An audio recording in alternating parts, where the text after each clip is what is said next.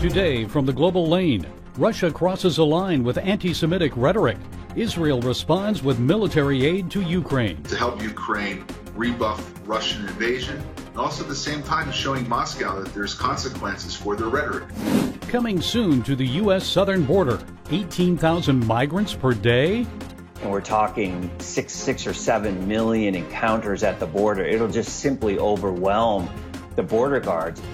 Biden creates a new government agency to protect Americans from disinformation. What they're trying to protect you from here is obviously just things that they disagree with. I think it's taking us down a very dark road. And leftists unhinged at the Supreme Court. What about their rights? And it's all right here on the global lane.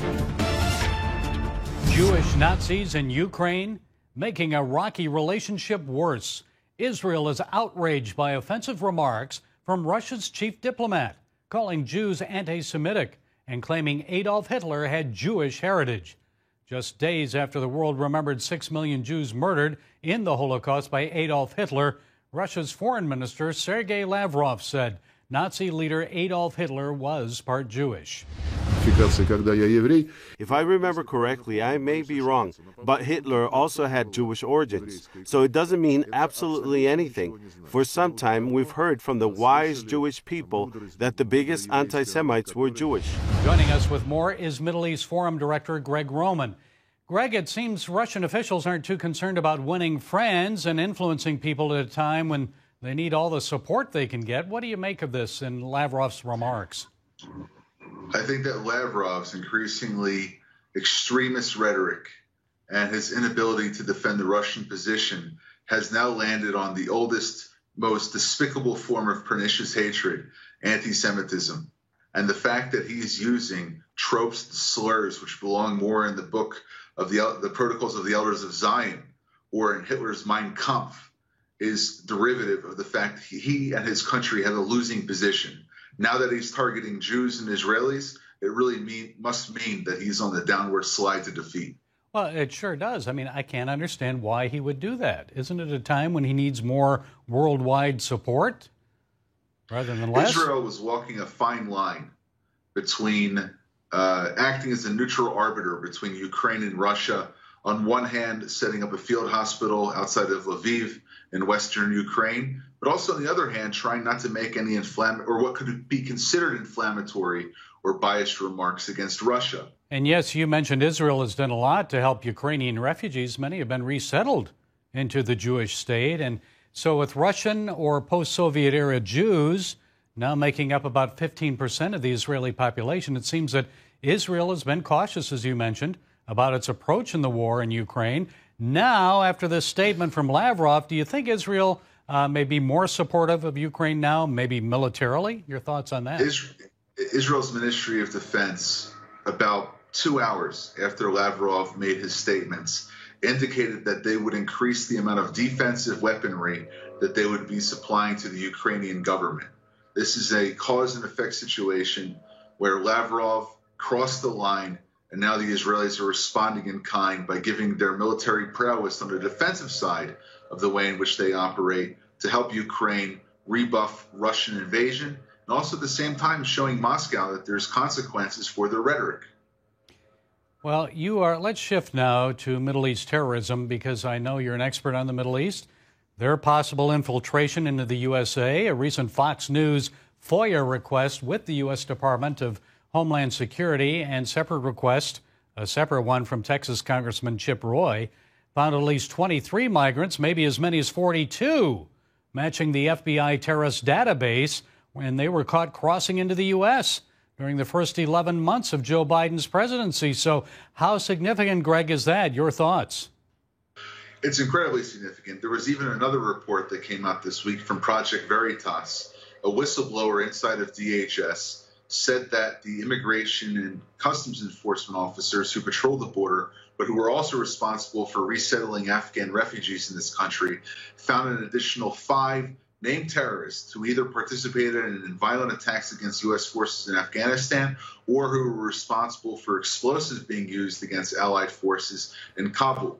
the situation is getting dire and more worse as this administration pursues political expediency and correctness at the expense of American national security standards. And the fact that we are in such a downward regression in our ability to not just secure our border, preventing dozens of known terrorists on our FBI's watch list coming into this country, but that we're extending that by outsourcing our immigration to countries like Qatar, a main state sponsor of terrorism, shows just how feeble our immigration system is. And to be able to fix it, the Biden administration has to look at immigrants' ideology into this country in addition to firming up our security controls at America's airports and land border crossings. If that doesn't happen, we can expect more violent individuals and known politically violent individuals who are radicalized with extremist ideology to come to this country and to have the potential for attacks. So it isn't just shutting down the southern border. I mean, there's still an issue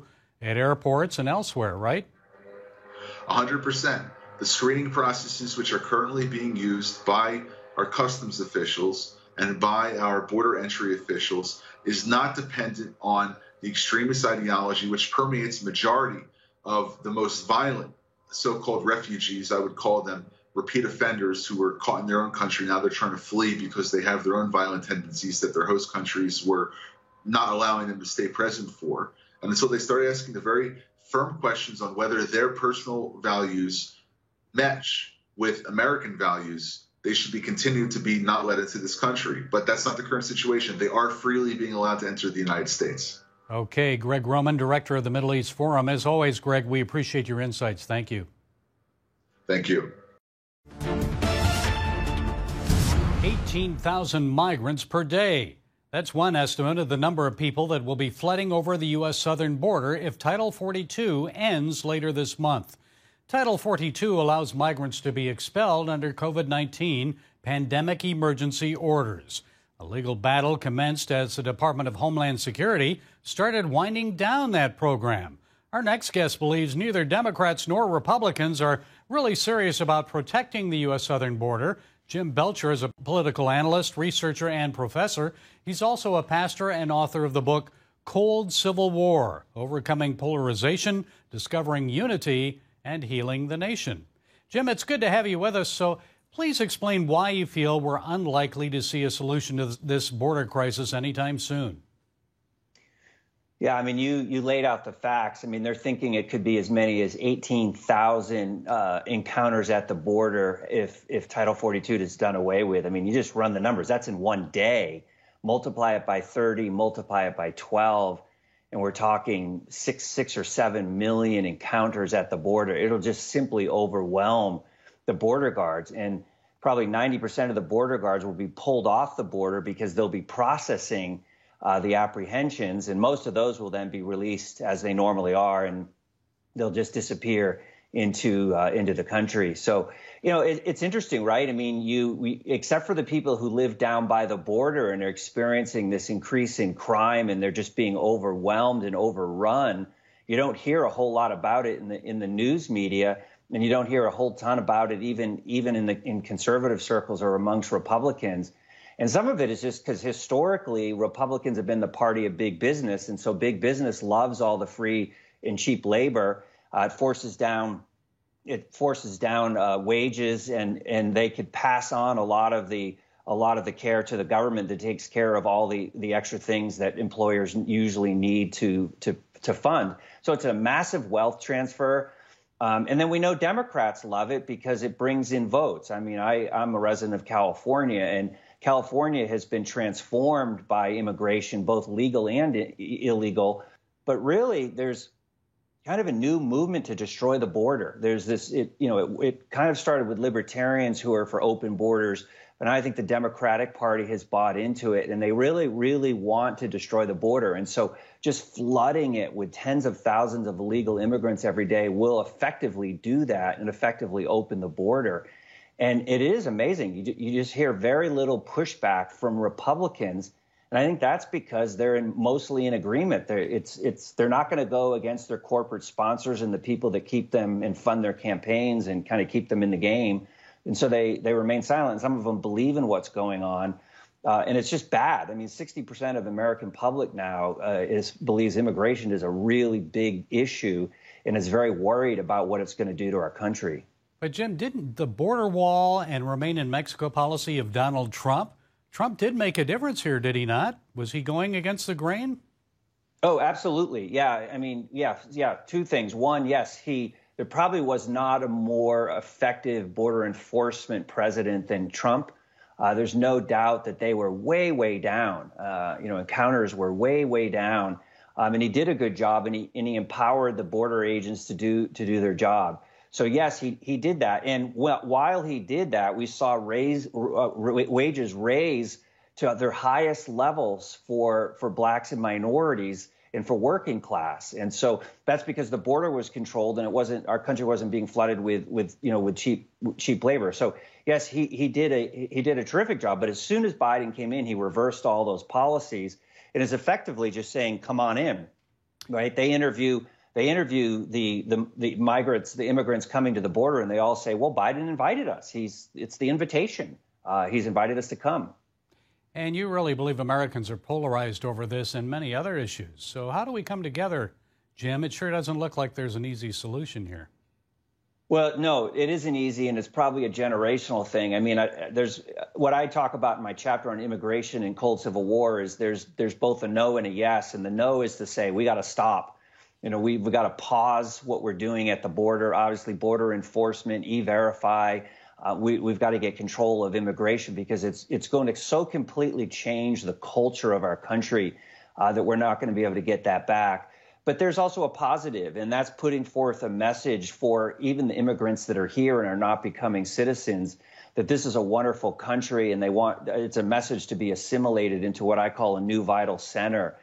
Which is the principles and kind of the foundations of what our country was all about. And that's happening. You see some of particularly around the Rio Grande down in Texas, some of the Latinos who have voted Democrat for years are now switching parties or at least voting for Republicans who want to control the border. And because Latinos love America, they tend to be very conservative, they're Catholic, and they do not like what's going on, not only in their communities, but with our country as well. So we see a big shift. So it's both a negative, we've got to stop what's going on, but a positive, we got to win over as many people as we can to convince them that this is the greatest country that the world has seen, and we're about ready to lose it. And we've got to come together and protect it and restore constitutional democracy. Okay, Jim Belcher, political analyst, professor, and author of the book, Cold Civil War, Overcoming Polarization, Discovering Unity, and Healing the Nation. Thank you, Jim, for sharing your time and insights. We appreciate it. My pleasure, Gary. In Orwellian outrage or long overdue oversight, U.S. Department of Homeland Security Secretary Alejandro Mayorkas is creating a new board to combat disinformation. The announcement came just a week after Elon Musk bought Twitter. So what might this new disinformation board mean for social media and censorship in the United States and beyond? Our next guest knows censorship well. Here to set us straight is Tony Lyons, president and publisher of Skyhorse Publishing. So, Tony, you proceeded with the publishing of several books that I know others tried to censor or prevent from being published. I'm thinking one by Harvard lawyer Alan Dershowitz, another by Robert Kennedy Jr. on Dr. Anthony Fauci. Let's talk about your publishing experience in a moment. But first, please share your thoughts on President Biden's new Disinformation Governance Board. Is it needed? Is it good for America, or is it taking us down a dark road? What do you think? I think it's taking us down a very dark road. This has been a period of increasing censorship, and the last thing we need is a government division that is specializing in censorship. So generally, anytime there's going to be really comprehensive censorship, people are going to tell you that they're trying to protect you from something. That's a very common narrative. But what they're trying to protect you from here is obviously just things that they disagree with. Well, I was going to ask, what do you think? I mean, who decides what is disinformation, what isn't, what is truth, and what isn't? Right. I mean, there was a story in the New York Times about a month back that where somebody wrote in and they said that the role of investigative journalists has changed and that it should no longer be telling both sides of a story, that what we really need now in this country is for journalists to tell us the truth. And that, I think, is the same fundamental error that President Biden's making, that we don't need people to tell us the truth. We need people to present us the information on both sides so that we can make decisions for ourselves based on what we think the information shows. And the head of this Disinformation Governance Board is Nina Jankowicz. She actually spread some disinformation of her own prior to the 2020 presidential election when she called the Hunter Biden laptop and emails a, quote, Trump campaign product. And we now know that wasn't true. Your thoughts of having her direct this disinformation effort? What's really going on here? Yeah, it is really scary to have the government, set up a division run by somebody like that to protect us from disinformation, when what we really need is protection from people like her, who are going to give us disinformation and punish us if we don't follow the information that we're given from the government. And Tony, you've run into censorship, or at least some of your published authors have experienced that. So how prevalent is censorship in publishing? And is most of it a legitimate attempt to stop the spread of disinformation and get at the truth, or is something else going on here? The censorship that I've seen is in the same vein as what President Biden is doing now. It is a place like the New York Times. So the New York Times is trying not to protect us from real disinformation. What they're trying to protect us from is narratives that they disagree with. So when we published this book, The Real Anthony Fauci by Robert F. Kennedy Jr., we presented it to the New York Times in a whole bunch of different ways. We asked them to review it, and even though it was the best-selling book in America, they refused to review it.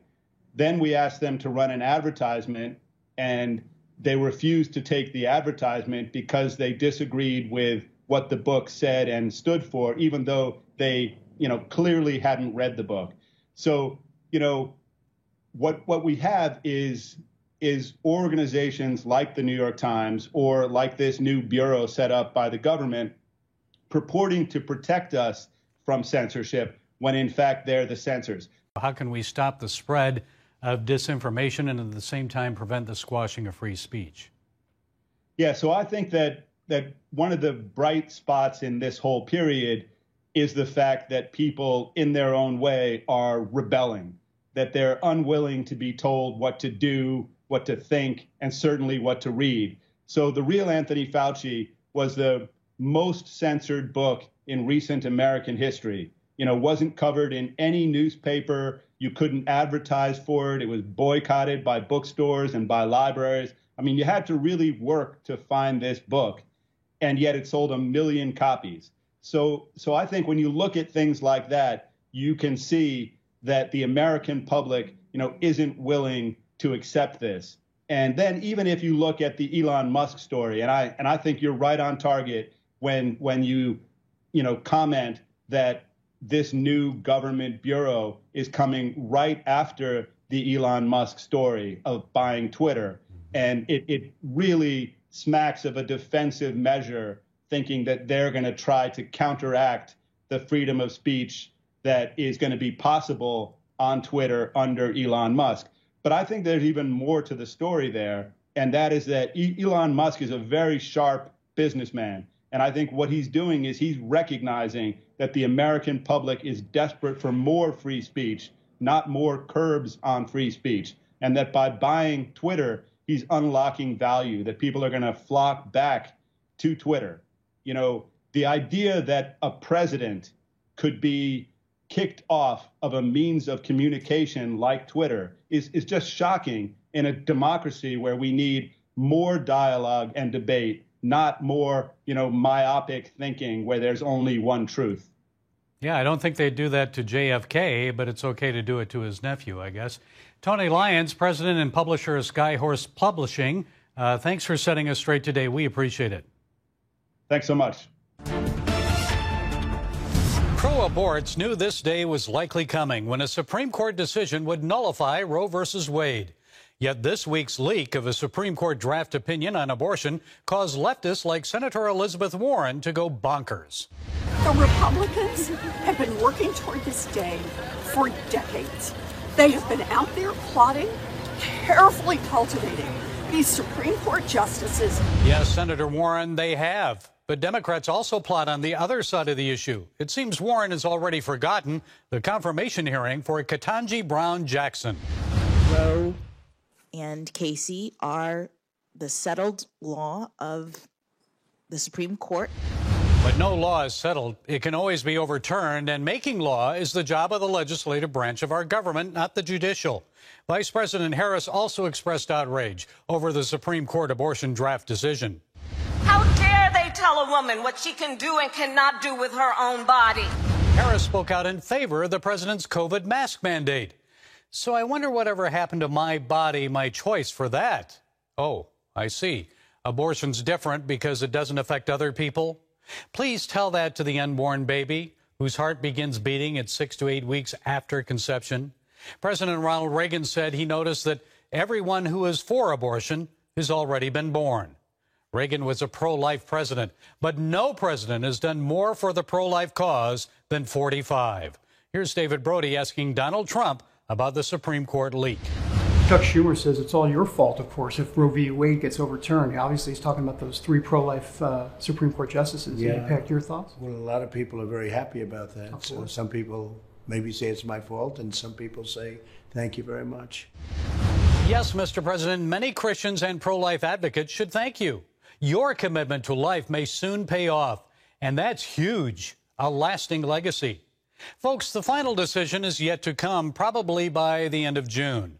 In the meantime, pray for the conservative justices and their family members who may have already received threats against them because of their pro-life stance. The battle is far from over. It'll soon move beyond the federal level to the states. At least 26 states are expected to enact laws against abortion. Some already have. So pro-lifers, roll up your shirt sleeves, dust off your knees, and get ready for unceasing prayer and advocacy. The struggle for the lives of America's unborn babies is far from over. Well, that's it today from the Global Lane. Be sure to follow us on the CBN News and NRB channels, social media, and our broadcast affiliates. And until next time, be blessed.